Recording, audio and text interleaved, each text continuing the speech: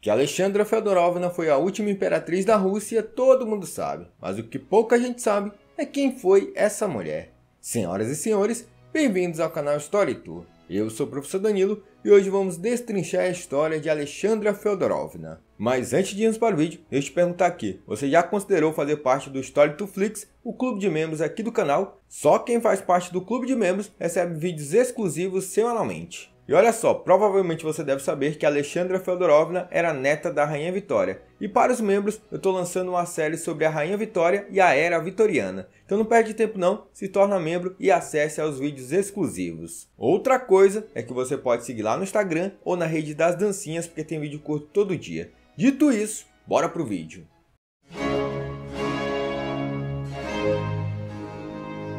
Nascida em junho de 1872, no Grão-Ducado de Hesse, Alice, como era o seu nome de batismo, era neto da Rainha Vitória. Durante a infância, a menina ficou conhecida por sua doçura. Ela perdeu a mãe muito cedo e passou a morar com a Rainha Vitória. Entretanto, tudo mudou em sua fase adulta, quando ela decidiu se casar à revelia de sua família com o futuro czar da Rússia, Nicolau II. Ao longo de sua vida, sua personalidade foi mudando, e ela ficou com a pecha de ser uma mulher ranzinza e bem moralista, além de ter sido muito odiada pelos seus súditos russos. Mas, pera, para te contar a história dela, a gente tem que voltar aqui um pouquinho no tempo.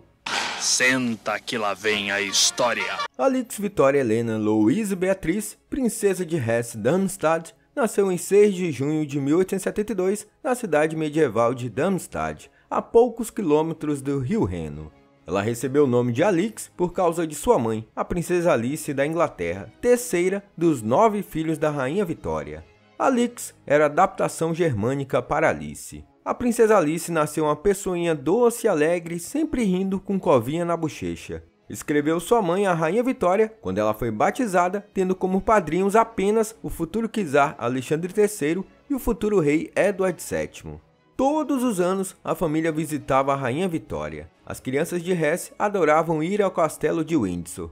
Em 1878, quando Alix tinha 6 anos, houve um surto de difteria no Palácio de Hesse. Todos, à exceção de um dos filhos do Grão-Duque, foram afetados. Apesar dos esforços, a irmã de Alix, May, de 4 anos, acabou morrendo. Exausta de velar as crianças, a mãe de Alix também adoeceu e acabou morrendo em menos de uma semana. A morte de sua mãe, que tinha apenas 35 anos, teve um efeito devastador sobre a pequena Alix. Ela ficava quieta e retraída, enquanto sua babá chorava no canto. Até seus brinquedos foram deixados de lado. Até então, Alix foi uma menina alegre, generosa, afetuosa, obstinada, mas sensível, de temperamento bem explosivo. Depois da tragédia, ela passou a se fechar diante das pessoas. Uma dura concha de indiferença se fechou sobre suas emoções e seu sorriso radiante raramente aparecia. Carente de carinho e afeição, ela se isolava. Passou a não gostar de lugares desconhecidos e a evitar pessoas desconhecidas. Apenas em reuniões íntimas da família, onde encontrava calor e compreensão, Alix se abria.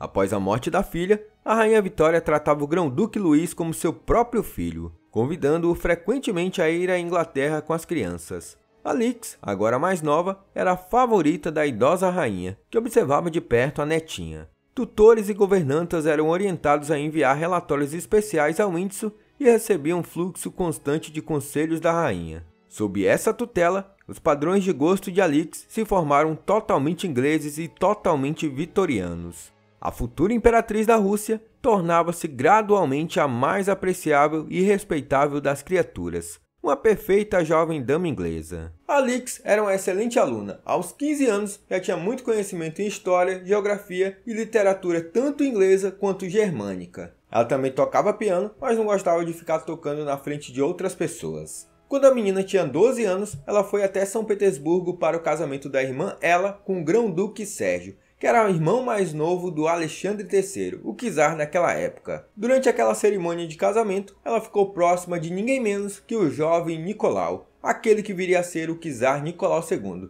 Na época, ele tinha 16 anos. 5 anos mais tarde, em 1889, quando ela tinha 17 anos e ele 21, eles se encontraram novamente, porque ela acabou indo de novo na Rússia encontrar a irmã, visitar a irmã. E lá ela viu Nicolau novamente e se interessou muito pelo rapaz. E ele, pelo seu lado, também se interessou muito por ela. E eles se viram em recepções, jantares e bailes, e aí já viu, né? Nessa época aí que os caras estão na idade de se apaixonar. Não deu outra. Um se apaixonou pelo outro. Depois disso, a Alix passou a confidenciar que estava apaixonada pelo Nicolau, e o Nicolau também confidenciou que estava apaixonado por ela. Os pais da jovem não eram a favor do casamento. Para Alix, o obstáculo insuperável ao pensamento de se casar com aquele jovem tímido e afetuoso era a religião. Batizada na igreja luterana aos 16 anos, Alix aceitou sua fé com grande fervor. Levava tudo na vida muito a sério, e a religião era o mais importante. Rejeitar a fé que tinha jurado aceitar lhe parecia uma afronta direta a Deus. No entanto, ela amava Nicolau.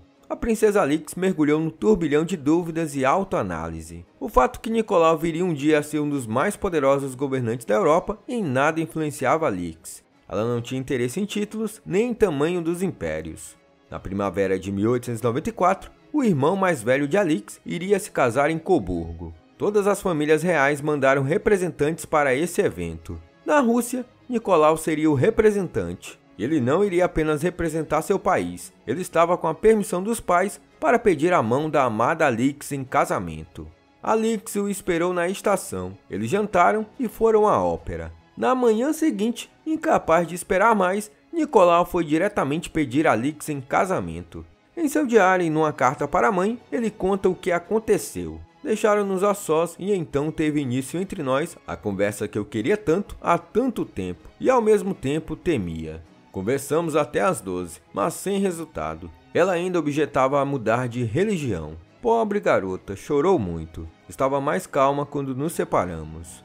Foi então que a irmã de Alix, Ellie, conversou com a jovem e lhe mostrou sua experiência em trocar de religião, lhe dizendo que não era algo incomum. No dia seguinte, Alix aceitou o pedido de Nicolau. Extremamente feliz, Nicolau escreveu em seu diário: "Um dia maravilhoso, inesquecível. Hoje é o dia do meu noivado com minha querida, adorável Alix." Na manhã seguinte, o casal foi tomar café com a Rainha Vitória para contar a novidade. Vitória ficou encantada com o casal, apesar dela não ser muito fã dos Romanovs. Ela tinha críticas severas a essa família Romanov aí da Rússia. Já digo que eu conto melhor essa história de ela não gostar muito dos Romanovs na série que está saindo para os membros. Então, se você ainda não é membro, torne-se membro e veja a série sobre a Rainha Vitória e a Era Vitoriana. Mas, continuando, o Nicolau junto com a Alix ficaram lá na Inglaterra durante 10 dias. Depois disso, ele retornou para a Rússia.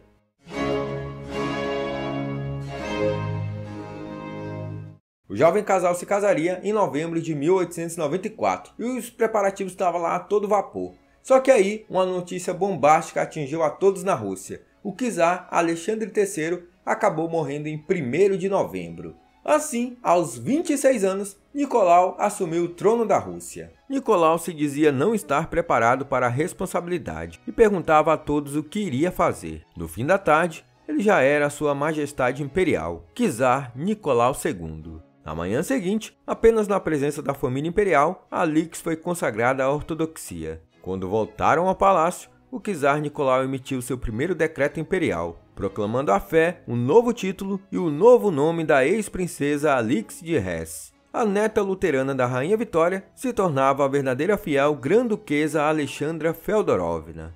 A morte do poderoso czar Alexandre III, aos 49 anos, foi uma surpresa para toda a Rússia. O casamento teve que ser adiantado. A princípio, o novo czar optou por algo mais discreto, para respeitar o período de luto. Porém, seus tios lhe disseram que esse casamento era um grande evento para toda a Rússia e deveria ter a pompa à altura. Para Alix, o casamento era apenas uma mera continuação dos rituais funerários do sogro. Mesmo assim, o casamento aconteceu em 26 de novembro, uma semana após o enterro. O dia escolhido foi do aniversário da Imperatriz Maria, agora a Imperatriz Viúva, e para a ocasião, o protocolo permitia um breve alívio de luto. Devido ao luto, não houve recepção depois da cerimônia, nem lua de mel. O casamento iniciado naquele dia foi perfeito pelo resto da vida deles. Foi um casamento vitoriano, externamente sereno e convencional, mas baseado no amor físico intenso e passional. Na noite do casamento, antes de ir dormir,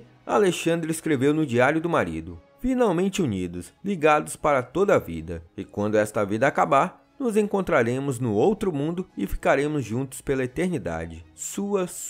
Mas certos problemas são universais, e um desses problemas universais é uma sogra daquelas. Nos primeiros meses de seu reinado, Nicolau pedia conselhos políticos à mãe. Ela os dava abertamente, sem jamais suspeitar que Alexandra pudesse se ressentir de seu papel. Para Maria, Alexandra ainda era uma menina alemã desajeitada, sem conhecimento e experiência em questões do Estado. Nos rituais públicos, uma imperatriz viúva tinha precedência sobre a imperatriz. Assim, Alexandra ficava sempre atrás de Maria, que ficava ao lado do filho.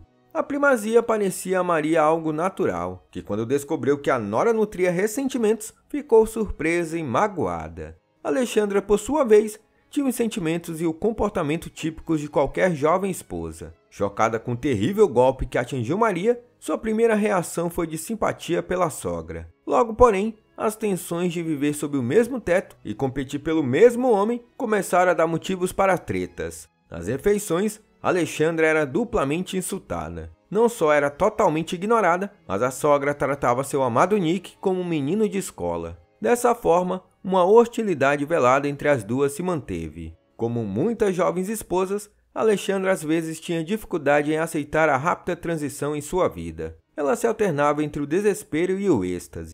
As tensões domésticas se acalmaram na primavera de 1895, quando Nicolau e Alexandra foram passar o verão em Peterhof, e Maria partiu para uma longa temporada na casa de sua família na Dinamarca. E o mais importante, Alexandra descobriu estar grávida. Ambos queriam que fosse um menino, e seria o primeiro czarevich nascido durante o reinado desde o século XVIII, mas no final acabou sendo uma menina. A primeira filha do casal dos czares foi a grã-duquesa Olga, que pesava 4 quilos quando nasceu. A alegria de ter o primeiro bebê dispersou imediatamente todas as preocupações quanto a criança ser menino ou menina. Quando o pai tem 27 anos e a mãe apenas 23, o tempo para ter mais filhos parece infinito. Alexandra cuidava pessoalmente da filha, dava banho e cantava canções de niná para fazê-la dormir. Na coroação, Alexandra deixou para trás a menina criada na Alemanha e na Inglaterra, e assumiu o posto de imperatriz, a mãe do povo russo. Durante esses anos, a família do czar cresceu rapidamente. A intervalos de 2 anos, nasceram mais 3 meninas, Tatiana, Maria e Anastácia. Além dos nascimentos, houve doenças e mortes.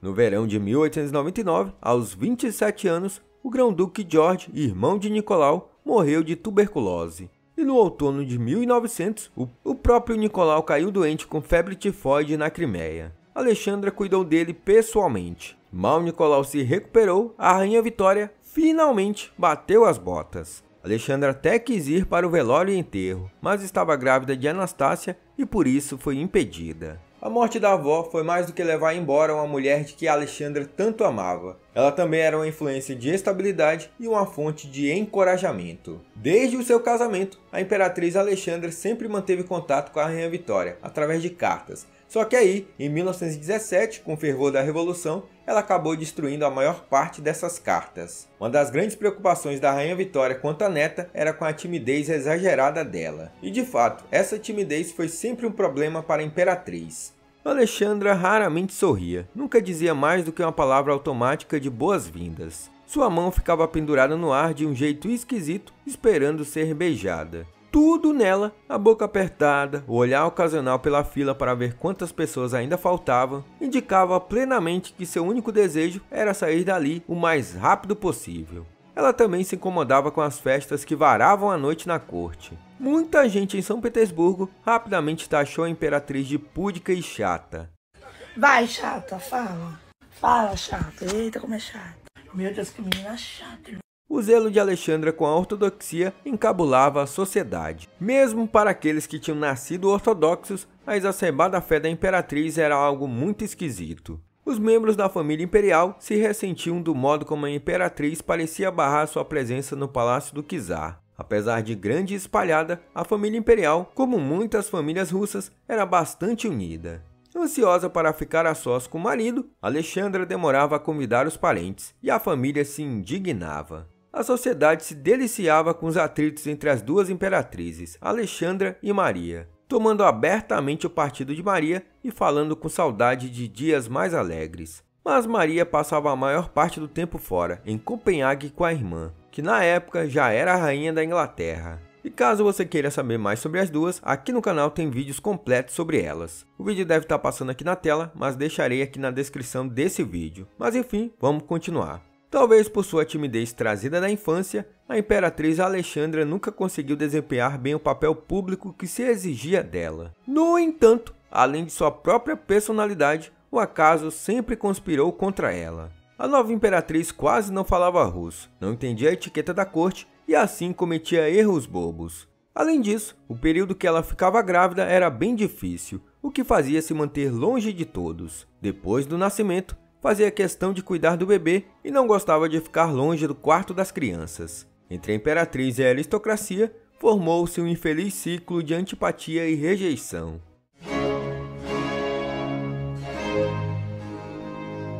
A inexperiência e a personalidade influenciável de Nicolau levou a uma guerra contra o Japão. A consequência direta dessa guerra foi uma revolução que buscou mais direitos civis e trabalhistas para a população. Já a imperatriz estava em desespero diante desses desastrosos acontecimentos do ano de 1905. 5 dias depois do famoso Domingo Sangrento, ela escreveu à irmã, Vitória de Battenberg, dizendo o seguinte: "Você entende a crise pela qual estamos passando? Realmente, é um tempo cheio de provocações. A cruz do meu pobre Nick é pesada demais para suportar, ainda mais porque ele não tem ninguém em quem possa confiar totalmente, que possa lhe dar uma verdadeira ajuda." Em todos esses momentos de desgracença durante a guerra contra o Japão e a Revolução de 1905, Nicolau e Alexandra tiveram apenas uma notícia feliz. Em 12 de agosto de 1904, Alexandra deu à luz a um menino. Esse menino veio a ser Alexei. O menino nasceu pesando 3,6 kg. Alexei, assim chamado em honra do czar Alexei, predileto de Nicolau, era o primeiro nascido de um czar reinante na Rússia desde o século XVII. Parecia um bom sinal, um sinal de esperança. 6 semanas depois, o casal imperial ficou apreensivo. Surgiu uma hemorragia no umbigo de Alexei. Os meses se passaram, Alexei já ficava de pé no berço, começava a engatilhar e ensaiava a andar. Quando tropeçava e caía, apareciam pequenas manchas em suas pernas e braços. Em poucas horas, essas manchas inchavam e se tornavam de um tom azulado. Por baixo da pele, o sangue não coagulava. A terrível suspeita de seus pais se confirmou. Alexei tinha hemofilia. Escondida da visão do público, dissimulada em rumores, agindo no interior, essa tragédia oculta mudaria a história da Rússia e do mundo. O segredo da doença de Alexei ficou escondido e bem guardado nos limites internos de Tsarskoye Selo, a cidade do czar.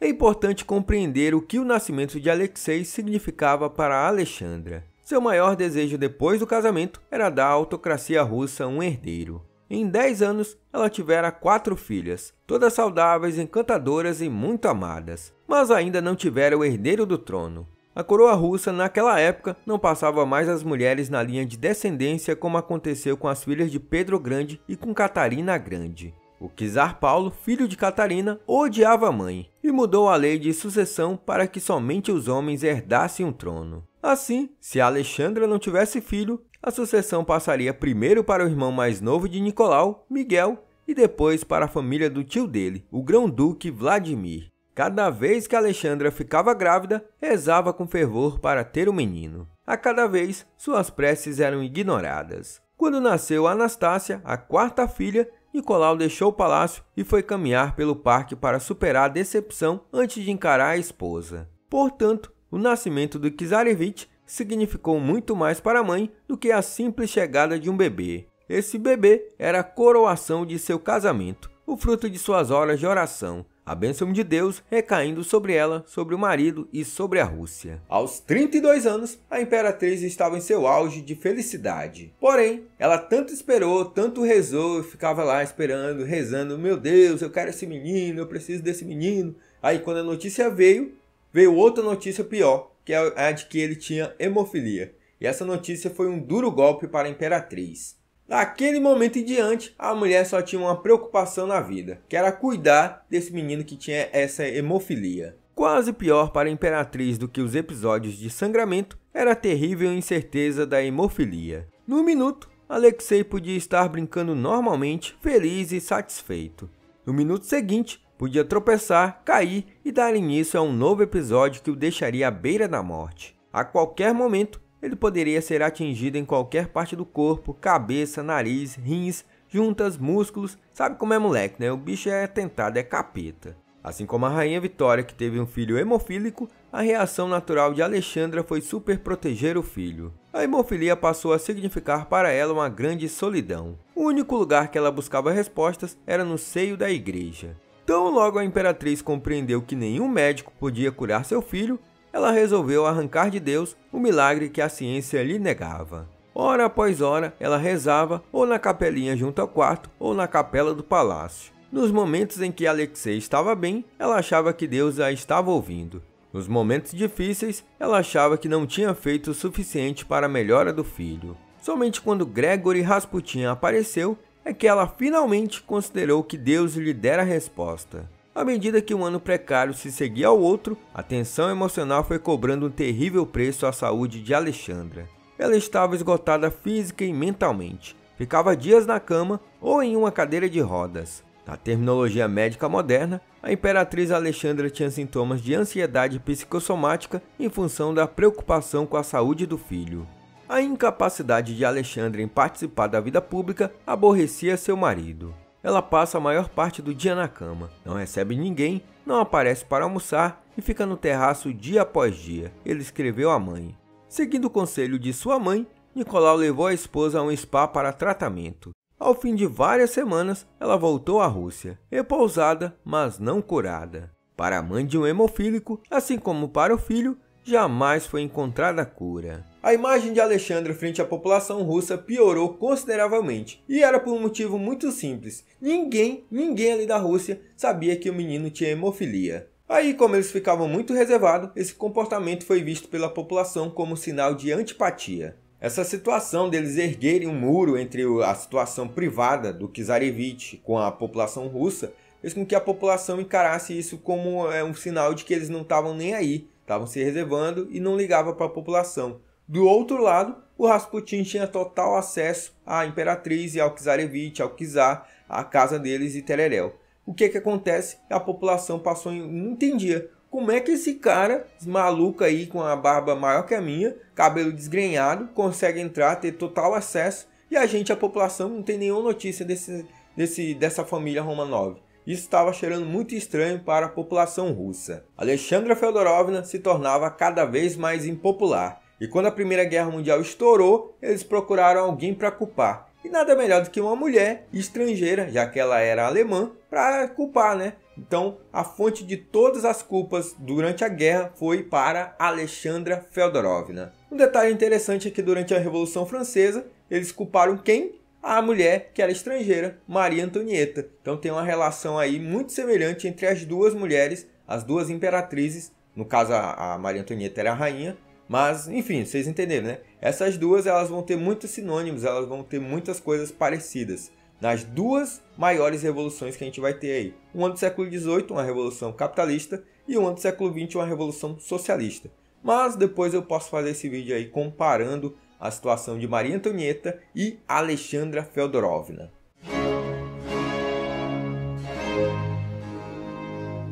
Em 1912, Alexei estava fazendo um passeio de barquinho. Sabe como é que é menino, né? Menino é capeta. Aí ele foi inventar de ficar em pé no barquinho. Escorregou e bateu a perna nesse barquinho.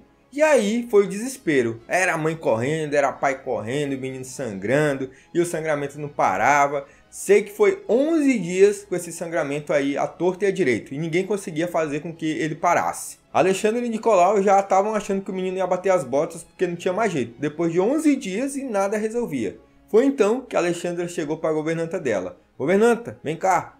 Chama lá, mandar uma carta lá para aquele monge, o Rasputin, que mora lá na Sibéria, para que ele venha o mais rápido possível. Aí a governanta mandou lá o telegrama, a Rasputin olhou, opa, vou lá ajudar, porque eu vou resolver esse problema aí da hemofilia do Czarevich. Ninguém sabe o que ele fez ao certo, mas sabe que deu certo. Ele conseguiu resolver esse problema aí da hemorragia do Alexei. Aí o que acontece? A Alexandra ela passou a observar. Ó, passou 11 dias aqui, médico de tudo quanto é lugar veio aqui e não resolveu. Aí esse cara, esse monge, chegou e resolveu do nada. Então ele tem algum tipo de poder. o que pode ter sido só uma coincidência. Alguns médicos falam que durante um tempo de hemorragia, o sangramento pode parar por si só, ou o menino pode bater as botas. Então, ou um ou outro, 50%, digamos assim. Ixi, não vou nem falar que é 50% porque eu não sei. Mas enfim, pode acontecer de estar lá numa hemorragia muito braba, aí depois parar do nada. Ou o menino bater as botas, creu. Sendo coincidência ou não, Alexandra queria nem saber. Para ela, quem salvou o filho foi Rasputin e pronto. Ninguém questionava isso dela. Depois disso, a recuperação de Alexei foi lenta e gradual. Depois de um ano é que ele conseguiu voltar a andar sem dificuldade. Já Rasputin passou a acompanhar Alexei e viver no seio da família imperial. Qualquer probleminha ou agravamento da doença de Alexei, Rasputin já estava ali para cuidar do menino. Só que isso gerou um grave problema, que essa proximidade de Rasputin levou a fofocaiada a correr solta. A Choquei da época já alarmava, esse Rasputin aí ele é perigoso, o que ele está fazendo lá? Está muito próximo da imperatriz. Lembrando que ninguém sabia ao certo a doença que o Czarevich tinha. Então muitas pessoas achavam muito errado essa influência e todas essas regalias que o Rasputin tinha dentro da família imperial. Em 1913, a aristocracia europeia estava a todo vapor. Estavam no auge tecnológico e com muita riqueza acumulada. Porém,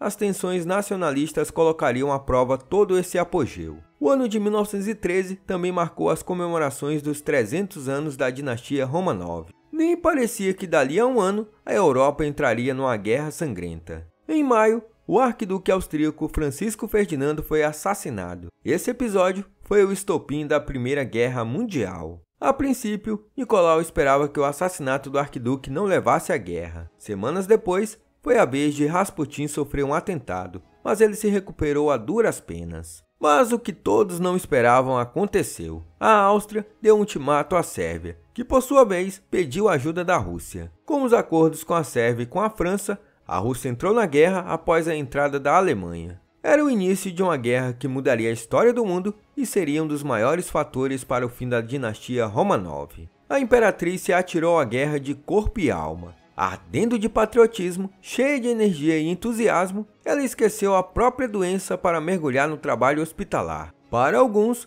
pode parecer desnecessário que eu faça isso, dizia ela. Mas precisam tanto de ajuda e todas as mãos são úteis.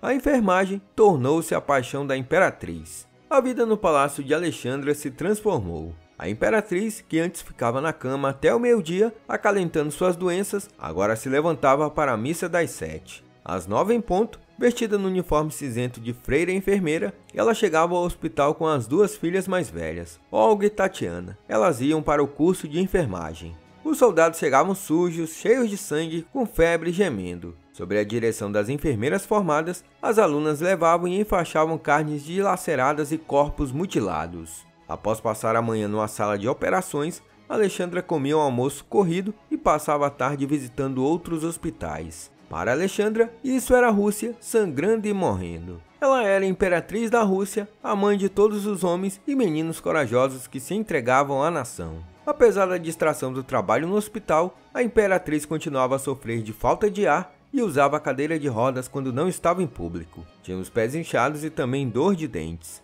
Durante a primavera de 1916, o dentista ia atendê-la diariamente. Às vezes, tinha consulta 3 vezes no mesmo dia. Alexei sofria com sangramentos recorrentes nos cotovelos e joelhos. Quando ele não conseguia andar, a imperatriz passava horas sentadas no sofá em seu quarto e jantava junto a seu leito.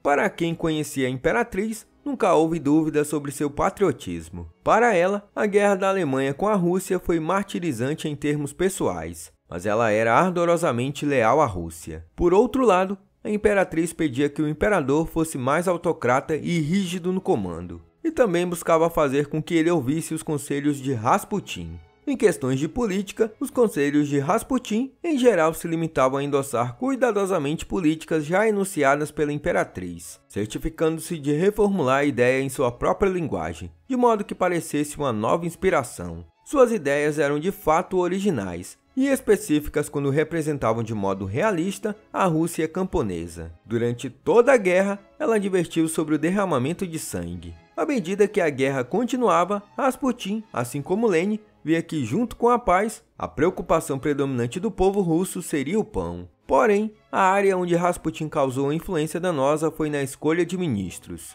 Ele não tinha intenção de governar a Rússia, só queria manter ministros que não lhe enchessem o saco. A certa altura, todas as indicações para os mais altos escalões dos ministérios do governo e da igreja passavam pelas mãos de Rasputin. No fronte, Nicolau raramente recusava um pedido da esposa, muito menos alguma questão envolvendo Rasputin. Para confortá-la, encorajá-la e acalmar seus medos, ele endossava suas sugestões e recomendações. E foi com essas escolhas propostas por Rasputin, pressionadas pelas súplicas da imperatriz e incessantemente endossadas por sua ausência, que Nicolau perdeu o trono.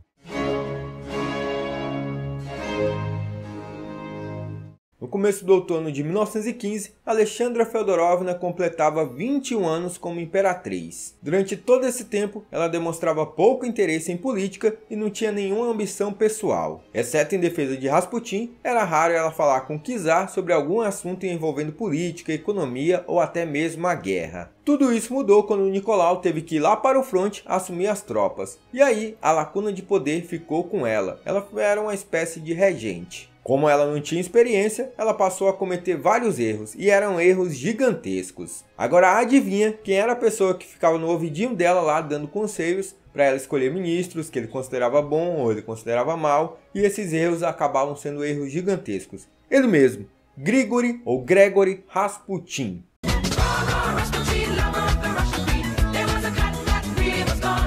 Quando vinha qualquer nome indicado por Rasputin, a Alexandra queria nem saber se esse cara era bom, se ele era ruim. Ela já anotava lá, é esse o cara. Porque o homem enviado por Deus para salvar o meu filho que indicou esse nome. Então não tem como ele ser ruim. Era esse o pensamento dela naquele período. Para Alexandra, era mais importante nas indicações a pessoa gostar do Rasputin do que entender de munição, de tropa, de estratégia de guerra, entre outras coisas. Embora a função delegada informalmente por Nicolau fosse apenas supervisionar os assuntos internos, Alexandra começou a invadir a área de operações militares. Em sua suprema autoconfiança, Rasputin logo foi além de fazer perguntas sobre o exército e passou a transmitir instruções sobre o momento e a localização dos ataques russos. Dizia a imperatriz que sua inspiração lhe vinha em sonhos enquanto dormia. Embora o czar achasse natural admitir sua esposa em segredos militares, ele não queria que ela os transmitisse a Rasputin, e pedia nas cartas que ela não comunicasse os segredos a ninguém. Mas lógico que ela não seguia essas regras. A intervenção de Rasputin nas questões militares surgiu com mais evidência durante a Grande Ofensiva Russa de 1916. Esta ofensiva estava deixando alto custo de vidas, e Rasputin aconselhava que era melhor ir com calma, pois a Rússia não iria aguentar tantas perdas. Do fronte, Nicolau dizia que seguiria o plano. De Moscou, Alexandre esbravejava dizendo para que a ofensiva parasse. O pior de tudo era a crescente ruína da economia e o exército se rebelando pouco a pouco. Os combustíveis estavam acabando, o ferro estava acabando também, e o cobre para as munições também estava acabando. No fronte, de um lado, a Rússia apanhava da Alemanha e do outro apanhava também. Sob a pressão de seu duplo papel de czar e comandante em chefe, a saúde e o moral de Nicolau começavam a sofrer. Para manter o controle da Duma, Nicolau demitiu o primeiro-ministro e Alexandre Trepov assumiu a função. Um de seus principais objetivos era afastar Rasputin. Para a maioria da Rússia, porém, a imperatriz era alvo de desprezo e muito ódio. Muitos russos acreditavam que existia uma conspiração pró-Alemanha e isso vinha desde a imperatriz. O czar não entrava dentro dessa conspiração, mas a imperatriz era a cabeça da conspiração, junto com quem? Com Grigory Rasputin, ou Gregory Rasputin. Esse aí, meus amigos, todos concordavam. O Pix da Alemanha estava caindo todo mês na conta do Rasputin e não tinha como negar isso. Entretanto, em todos aqueles anos do início da guerra, nenhuma evidência foi comprovada, nem pelo lado da Rússia e nem pelo lado da Alemanha. No fim das contas, se a gente for apurar, é totalmente falso. O Rasputin ele só era ruim de indicação mesmo. Ele não estava sendo pago pela Alemanha, o Pix não estava caindo. O apoio dado por Alexandra Rasputin parecia confirmar o pior. Muita gente não tinha dúvidas de que a ligação era sexual. Nos salões da sociedade, em reuniões de conselhos municipais, palestras de sindicato e nas trincheiras, a imperatriz era chamada abertamente de amante de Rasputin. À medida que esses boatos se espalhavam e os sentimentos contra Alexandre se exaltavam, muitos dos sinais externos de respeito em sua presença eram descartados. No fim de 1916, uma forma de mudança no topo era considerada inevitável. Muitos ainda esperavam que a mudança pudesse ser feita sem violência, que a monarquia poderia ser modificada para dar um governo responsivo à nação. Outros achavam que, se fosse para preservar a dinastia, teria que haver expurgo brutal. Num ponto, todos concordavam: Rasputin tinha que ser afastado. Mas no fim, ele acabou sendo assassinado em 17 de dezembro de 1916. Ao saber da notícia, a imperatriz se manteve calma e ordenou ao primeiro-ministro que fizesse uma investigação completa. Alexandra ficou abatida com a morte de Rasputin, mas ela não desabou. Depois do assassinato, ela ficou quieta e calada vários dias, com a face marcada pelas lágrimas, olhando para o vazio. Depois se recobrou e a fisionomia que mostrava, até para os de dentro do palácio, era calma e resoluta. Se Deus lhe tirou o amigo, ela ainda estava na terra. Mas logo em seguida, outro baque atingiu a imperatriz. Com os eventos da Revolução de Março de 1917, o czar abdicou do trono. Assim, era o fim da dinastia Romanov.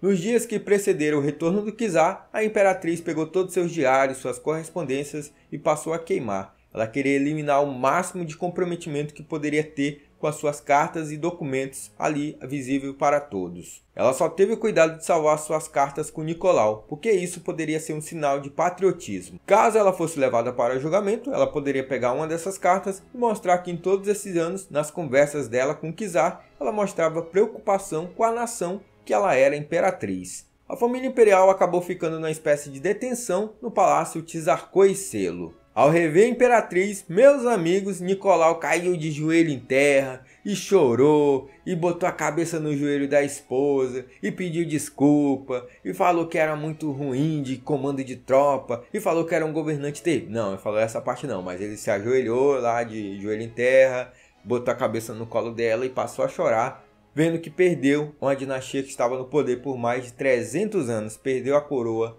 o coitado, por ser muito incompetente. Em agosto de 1917, o governo de Kerensky, agora ocupando o cargo de primeiro-ministro após a abdicação de Lvov, evacuou os Romanov para os Montes Urais, alegando que isso os protegeria do crescente fluxo da revolução. Lá, eles viveram na antiga mansão do governador com considerável conforto.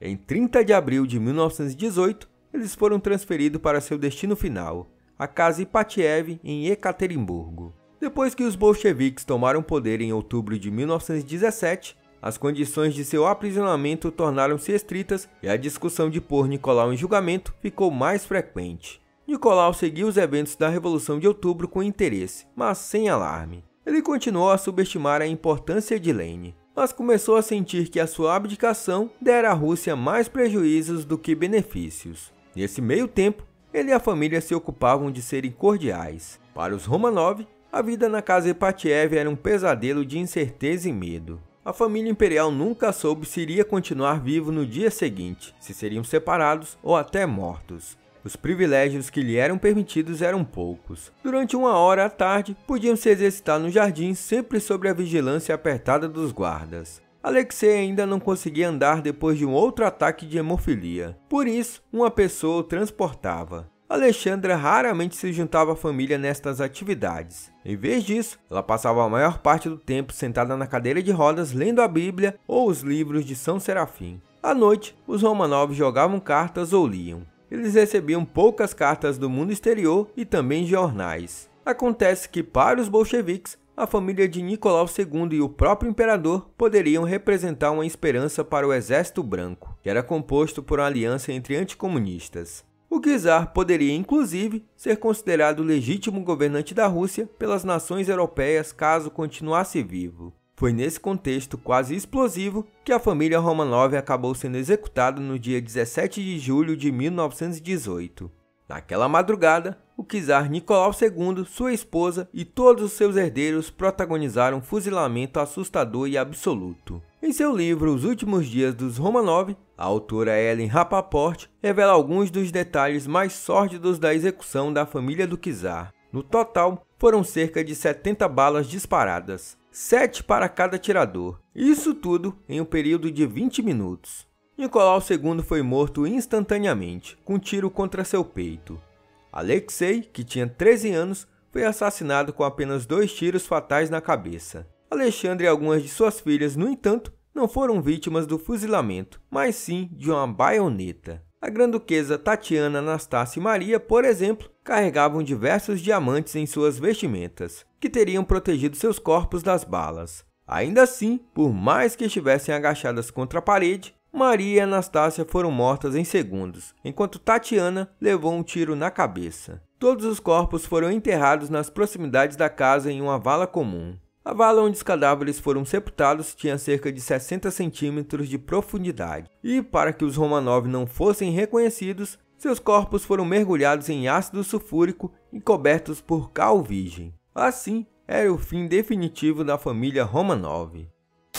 Então é isso, pessoal, chegamos ao final de mais um vídeo e espero que vocês tenham gostado dessa história. Eu dei uma atualizada nesse vídeo porque ele já tinha saído no canal, mas eu dei uma atualizada nesse novo formato e farei também um sobre o Nicolau II e claro, vai ter o do Rasputin, esse que vai ser um vídeo inédito que ainda não foi lançado no canal. Então se você quer ver esses vídeos logo, comenta aqui. Se eu errei algo nesse vídeo, deixa aqui nos comentários. Se você quer acrescentar algo, também deixa aqui nos comentários. Se você não for inscrito, se inscreva, não deixou o like, deixa o like. E se você não é membro do canal, se torne membro, porque custa bem pouquinho e em troca você ganha os vídeos exclusivos. No mais, falou!